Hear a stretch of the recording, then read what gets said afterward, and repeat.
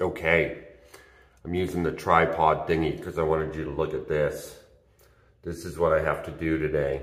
Here we go. Yeah. These are my hands.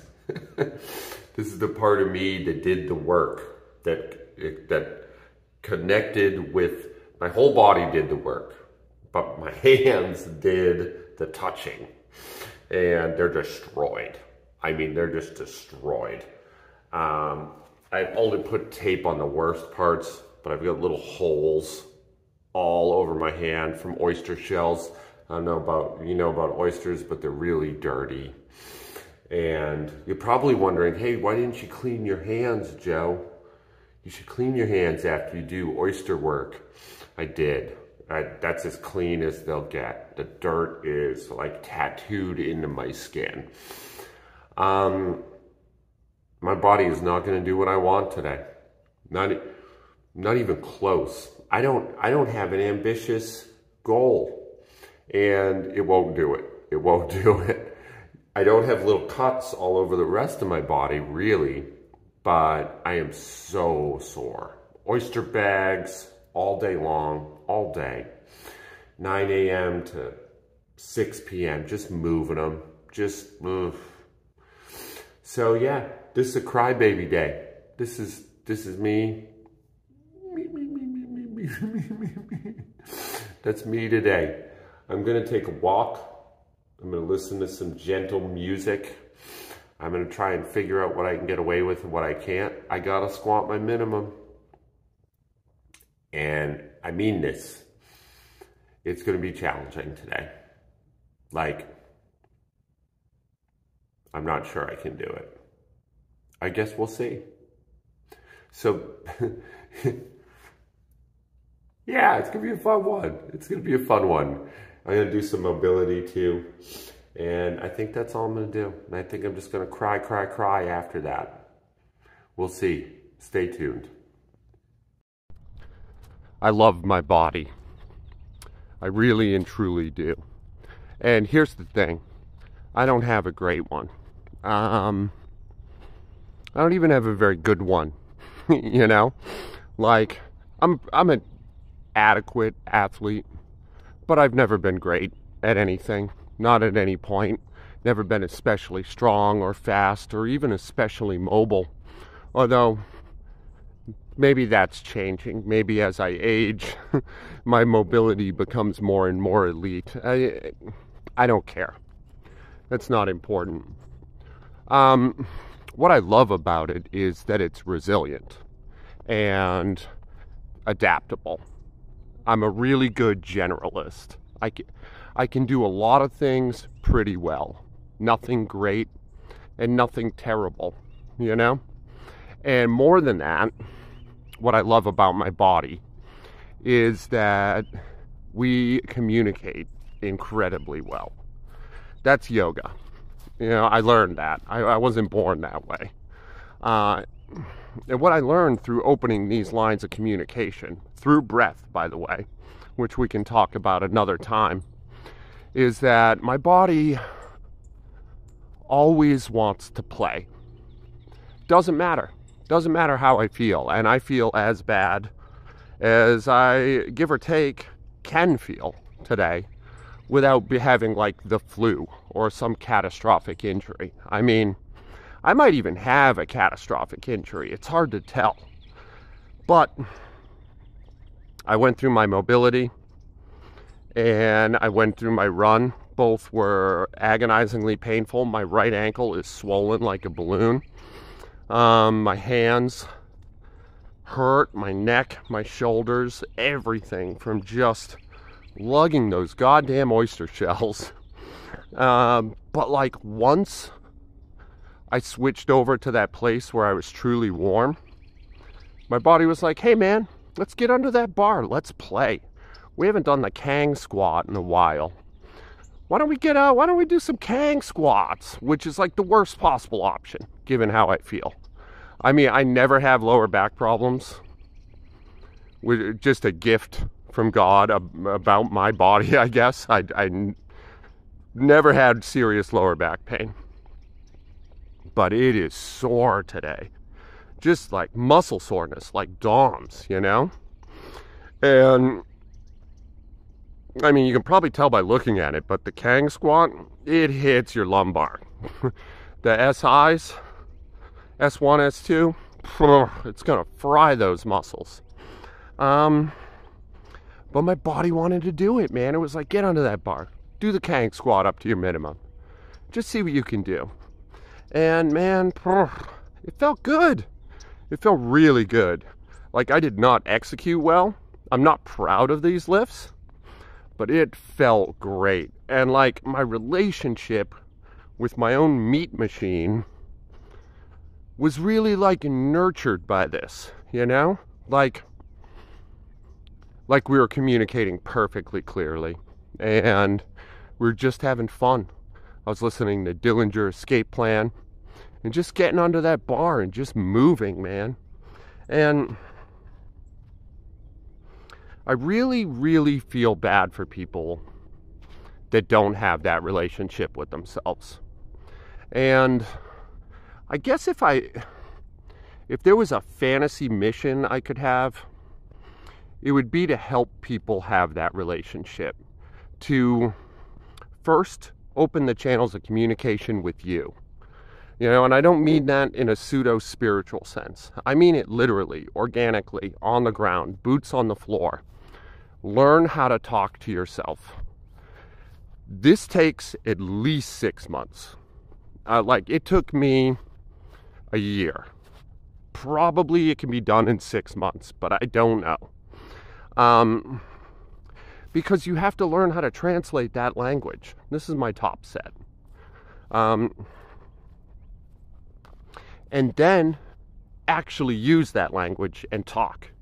And listen to your body. Your body is not, when people say listen to your body, they usually mean don't work hard. You know? But that's not what your body's going to communicate to you. I promise you that. Like, some days your body's going to tell you, hey, I know we feel like shit, but I'm going to need you to eat that shit and go as hard as you fucking can, you know? And when you do it, you're alone with the gods. You really are. You're in that rare air. I'm running out of time. I'm going to have to do an outro. So I don't think I've talked about this before, or if I have, it's been a while. But as a small child, well, I was an abused child, you know?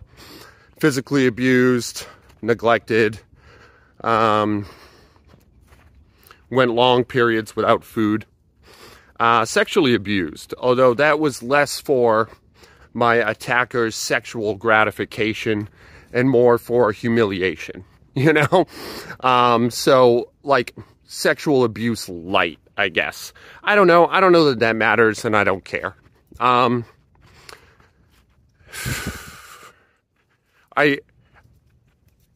thought unbelievably little of myself across all spectrums. I felt like every pain and humiliation on earth was placed on earth special just for me to trip over.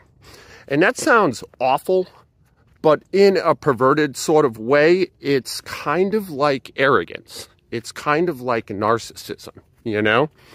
And it took me a long time to sort that out, like a really long time.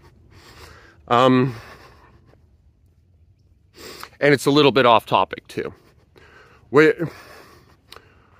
What it instructed me in most at that age, talking 7, 8, 9, 10, was that I knew that hardships were waiting me on a near daily basis. And I had ways out. Like, that's hard to deal with. That's hard for me to think about.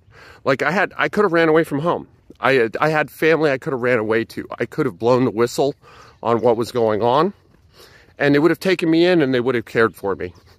And that's not a revelation that I discovered later. I knew it then, and I didn't do it. Like, I got up and routinely placed myself in harm's way. My body moved into it rather than away from it. And that's not special, by the way. I'm pretty sure a lot of abuse victims, if anything, I think it's typical, you know? And of course I was a little kid, so like I had, you know, pick your favorite psychological scapegoat for why I continually got in line for that sort of thing, and put it in there. You know, it doesn't matter to me. It really doesn't. I've done the work. I'm over it. I promise. The only reason I'm bringing it up is at that young age, I realized that my body was doing stuff against my will.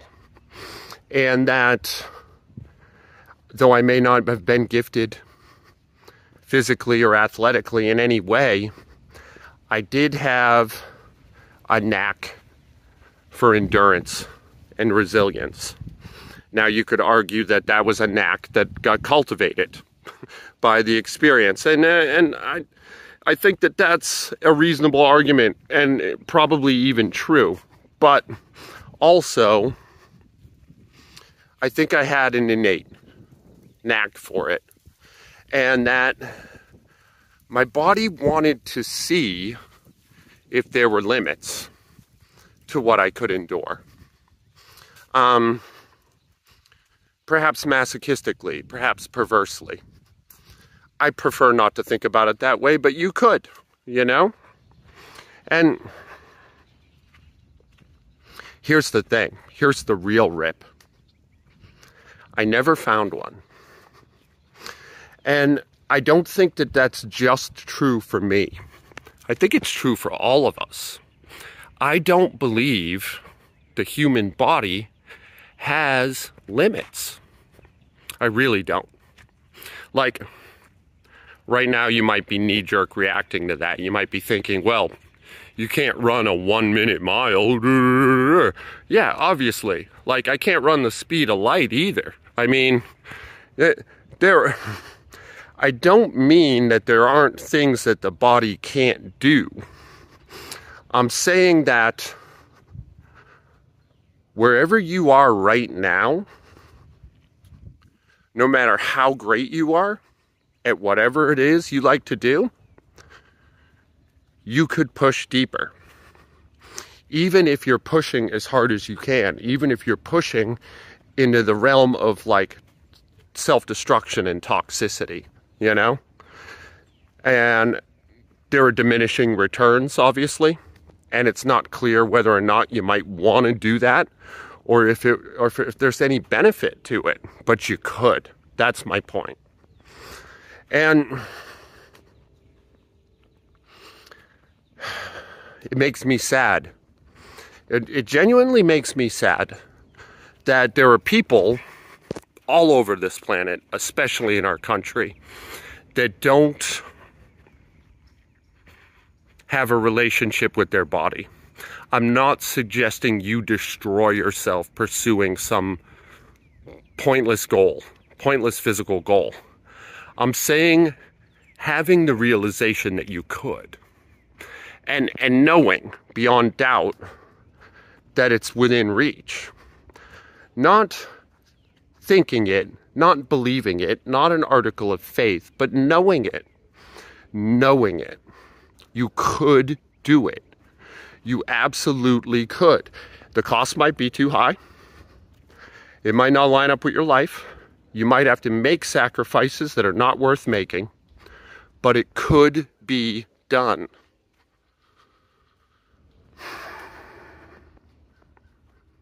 And knowing that's true. Not believing it, knowing it beyond doubt. It's amazingly empowering. You know? That you're limitless.